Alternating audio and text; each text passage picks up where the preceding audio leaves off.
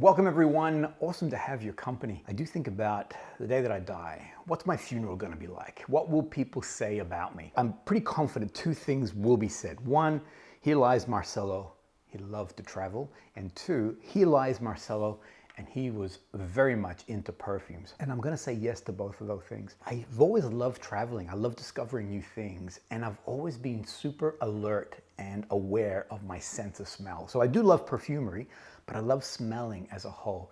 One thing that I do enjoy is finding houses, perfume houses, that celebrate a location with an olfactory signature. They like to assign a perfume to a place. Andy Towers, Le Air du Désert Marocain, conjures up this beautiful Moroccan desert air. I discovered this fragrance here in Australia through a company called Noah. They're a local men's grooming company. They have the distribution for this brand. I was instantly drawn by the name. For me, it conjured up this landscape, and the moment I sprayed, just like I did now, it's transformative. It takes you to a place.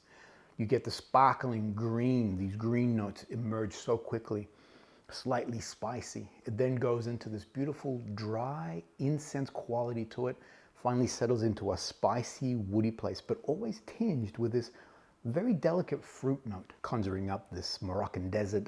For me, I imagined this oasis. There's obviously greenery, the fruit-like quality. I figured it would be a date of some sort. I was surprised that when I finally looked at the notes, that one, there was no fruit notes attributed. Secondly, there is no incense. I get such a clear incense note coming out of this fragrance.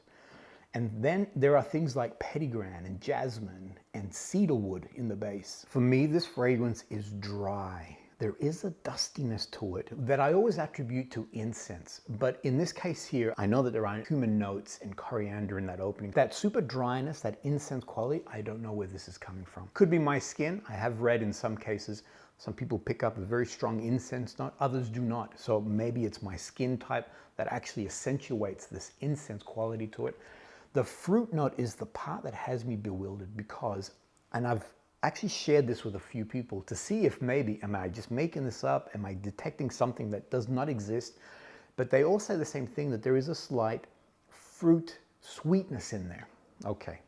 One thing that is listed in the fragrance is rock rose. I'm privileged to have the Louis Vuitton Perfume Atlas. It has a collection of different oils from around the world. There's a gentleman who's a member of the channel, Gary. Thank you, sir. I do appreciate and I do enjoy using and smelling these notes. In this case here, we have rock rose from Spain. Now, I dipped this earlier to test it out. Rock rose is in the heart of Le Air du Désert Marocain. And for me, that is that fruit note. Get in the opening, this cherry plum-like jamminess to it. As it begins to dry down, it then migrates to this leathery, animalic, but always with that jamminess, always with this delicate fruit note that's lingering in the background. This rock rose from Spain is magic. And if I refer back to Le Air du Désert Marocain, I feel that it's the same thing. You're getting this very jammy, this slight fruit note coming in the background, but not one that I can attribute to a berry or a plum or anything of that nature. There are two things on this fragrance that are interesting. One, it's listed as unisex. For me, this is a very masculine leaning, and the other part is that it's deemed as an eau de toilette intense.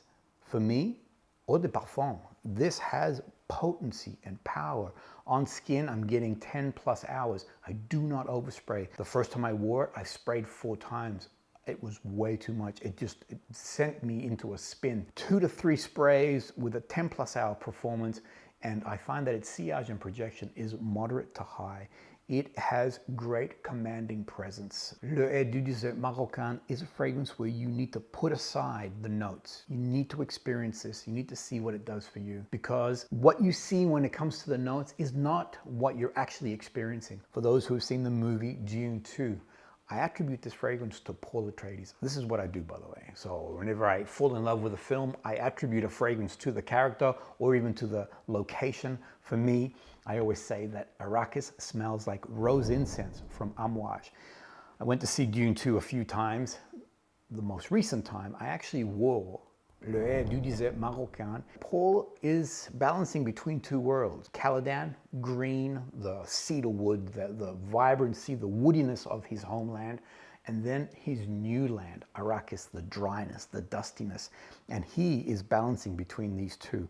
This is his fragrance. That moment when he walks in and the Emperor's there and all the key characters there, he comes in with this confidence, with this self-assured nature. I smelt my hand and I'm like, that's right, baby. This is what you're wearing. Gorgeous fragrance, strong recommendation. Do not blind buy. I strongly recommend that you test, see how it performs on you. There is ambergris in the base, and for me, it does go a little bit on that musky side, but I know that ambergris creates that longevity and staying power when it comes to being on your skin. Hope you enjoyed that. I'd love to hear your thoughts on anything to do with Tower. A gorgeous house. I love seeing Andy's Instagram and the passion of how he creates his fragrances, to know that this is hand touched by Andy himself as he creates these fragrances for all of us to enjoy. Awesome. Thanks everyone. Look forward to your comments. We'll see you guys all on the next episode.